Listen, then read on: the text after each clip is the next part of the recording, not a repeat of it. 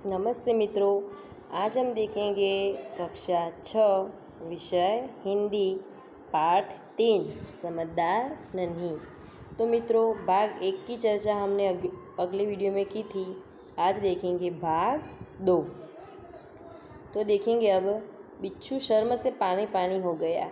पानी पानी हो जाना मुहावरे का अर्थ है बहुत लज्जित होना।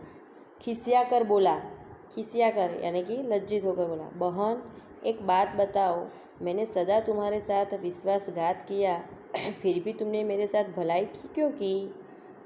तो नन्ही बोली कि भलाई करना मेरा स्वभाव है। तुमसे बदला लेने के लिए मैं अपनी अच्छी आदत क्यों छोड़ दूँ? मेरा काम है बचाना और मैं मुसीबत में पड़े को बार बार बचाती रहूँगी। ऐसा किसने कहा? तो नन्ही ने कहा। और नन्ही ने कहा कि तुम्हारा काम डंक मारना है तो तुम मारते रहो, देखती हूँ कि कौन जीतता है। बिच्छू पछतावे से भर गया और बोला, नन्ही बहन आज तुम जीत गई। मैं वचन देता हूँ, वचन का अर्थ होता है मैं वादा करता हूँ कि अब मैं किसी निर्दोष जीव को डंक नहीं मारूंगा। और नन्ही खुश होकर नदी में चल दी। माँ ने आज फिर से पूछा, बेटी कहाँ देर कर दी? तो नन्ही ने पूरी घटना बता दी। माँ प्यार से बोली, प्यारी समझदार नन्ही, भले लोग अपने बार बार भलाई से इसी तरह बुरे लोगों का भला बनने की राह दिखाते हैं। राह का अर्थ होता है रास्ता। और फिर नन्ही तो बहुत प्रसन्न होकर थिरकने लगी। थिरकने का अर्थ होता है नाचना। तो मित्रों, इस कहानी से हमें यह सीख मिलती है कि हमें सदा ही अच्छा काम करना चाहिए। अपना अच्छा वाला जो स्वभाव होता है वह हमें नहीं छोड़ना चाहिए। बुरे लोग भले कितने बुरे क्यों ना हो, लेकिन वे अच्छे स्वभाव वाले के साथ रहते हैं तो वे भी अच्छे हो जाते हैं। अब शब्दार्थ देखेंगे। तट, तो तट का अर्थ होता है किनारा। स्वभाव, स्वभाव का अर्थ है प्रकृति। सहसा, सहसा का अर्थ होता है एकाएक। खिसिया कर, तो लज्जित होकर। निर्दोष, निर्दोष का होता है बेकसूर। राह, तो रास्ता। प्रसन्न, इसका होता है खुश। और दलदल, तो गीली जमीन जिसमें पाँव घुसता चला जाए।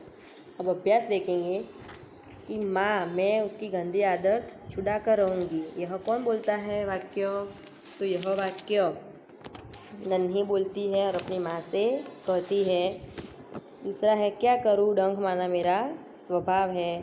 तो बिच्छू ने नन्ही से कहा, तुम यह गंदी आदत छोड़ दो, नहीं तो मुसीबत में कोई तुम्हारी मदद नहीं करेगा। तो यह वाक्य कौन बोलता है? नन्ही बोलती है और बिच्छू से कहती है।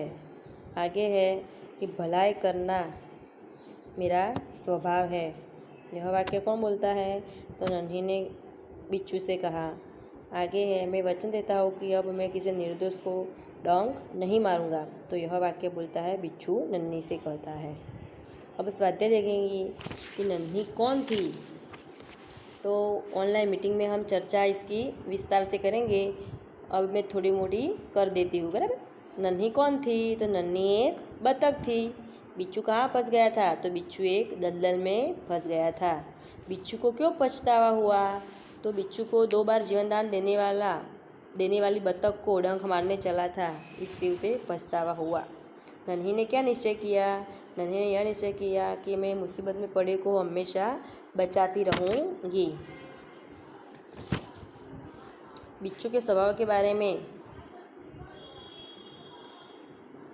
माँ ने नन्ही से क्या कहा? तो बिच्छू के स्वभाव के बारे में माँ ने नन्ही से कहा कि बिच्छू अपनी गंदी आदत का गुलाम है। तुम इसे चाहे कितनी बार बचाती रहूँगी, लेकिन वह डंक मारता ही रहेगा।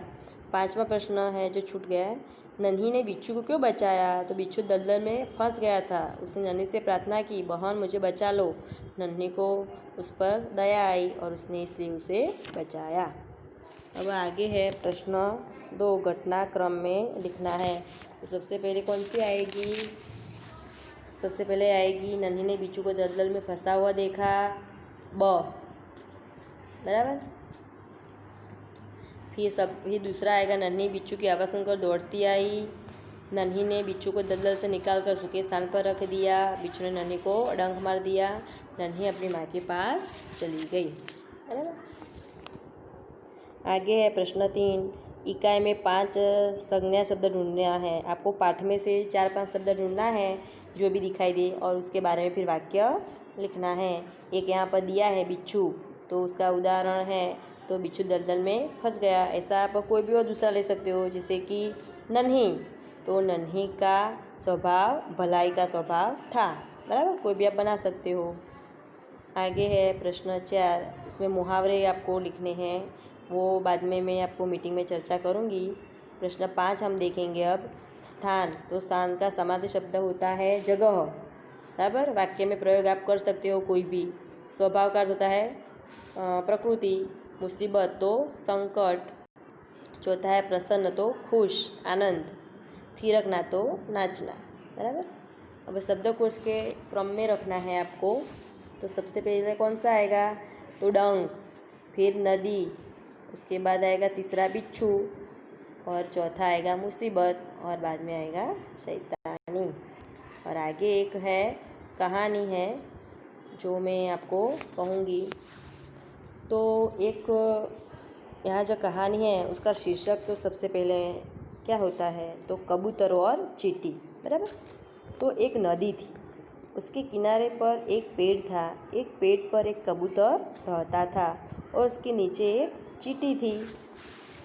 तो एक दिन कबूतर ने चींटी को नदी के पानी में डूबते हुए देखा, तो उसे उस पर दया आई और फिर उसने क्या किया, तो पेड़ पर से एक पत्ता था वह तोड़कर नीचे फेंक दिया। और फिर चींटी तो झटपट उस पत्ते पर चढ़ गई और फिर वह कबूतर ने उस पत्ते को बाहर निकाला और चींटी सूखे स्थान पर आ गई। इस प्रकार चींटी की जान बच गई और उसने कबूतर का धन्यवाद किया।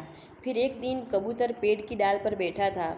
एक शिकारी ने उसे देखा और शिकारी उसकी तरफ बंदूक का निशाना साधा, એટલે કે निशान કર્યું એમ। चींटी ने यह देखा, उसने फौरन जाकर शिकारी के पैर पर काटा और शिकारी को दर्द हुआ और दर्द से वह चिल्लाया, तो निशाना चूक गया और शिकारी का निशाना चूक गया और कबूतर बंदूक की गोली की आवाज़ से कबूतर उड़ गया और चींटी ने कबूतर की जान बचाई। इस प्रकार कबूतर ने उसका आभार माना। इस प्रकार चींटी ने कबूतर की जान बचाई और कबूतर ने चींटी की जान बचाई, बराबर। तो आगे है प्रश्न 8, इसमें चित्र आपको देखना है। आपको जो चित्र में दिखाई देता है उसके बारे में आपको अपने अनुसार लिखना है। चित्र आपको देखना है और आपको जो दिखाई देता है उसके बारे में आपको ही लिखना है। आगे है विराम चिन्ह का उपयोग करके वाक्य फिर से लिखना है। तो बिच्छू बोला, नन्ही बहन आ तुम जीत गई। उसके बाद पूर्ण विराम आएगा और नन्ही बहन से दूसरा अवतरण चिन्ह आएगा, बराबर। दूसरा वाक्य है, क्यों भाई तुमने मुझे डंक क्यों मारा, तो प्रश्नार्थ चिन्ह, क्यों मारा, उसके बाद प्रश्नार्थ चिन्ह आएगा और क्यों भाई, उसके बाद अल्प विराम। तीसरा है, बिच्छू भाई ठिठक क्यों गए, डंक मारो, तो बिच्छू भाई के बाद अल्प विराम आएगा। ठिठक क्यों गए, प्रश्नार्थ चिन्ह, डंक मारो, पूर्ण विराम। भलाई करना मेरा स्वभाव है, तो पूरा वाक्य अवतरण चिन्ह में लिखना है और बाद में पूर्ण विराम करना है। बहन मुझे बचा लो, बहन के बाद अल्प विराम, मुझे बचा लो, वह पूर्ण विराम, बराबर। प्रश्न 10 है, नीचे गए प्रश्नों के उत्तर लिखने हैं। 2 प्रश्न दिए हैं और 2 प्रश्नों में से आपको जो पैराग्राफ है उसमें ही उत्तर दिए हैं, बराबर। उसमें से आपको उत्तर ढूंढना है और फिर उसमें से ही लिखना है। प्रश्न 11 है कि 5-5 शब्द बनाना है। भ पर से आप कोई भी 5 बना सकते हो, व पर से, इसी प्रकार र पर से और न पर से और ग पर से। तो भ पर से भवन, भगत, भलाई आदि सब हो सकता है। व पर से कोई भी आप बना सकते हो। इसी प्रकार र पर से बनाना है। उसी प्रकार न और ग पर से आपको जो अच्छे लगे वो बना सकते हैं। तो आशा करती हूँ आपको यह वीडियो अच्छा लगा होगा। अस्तु। जय हिंद, जय भारत।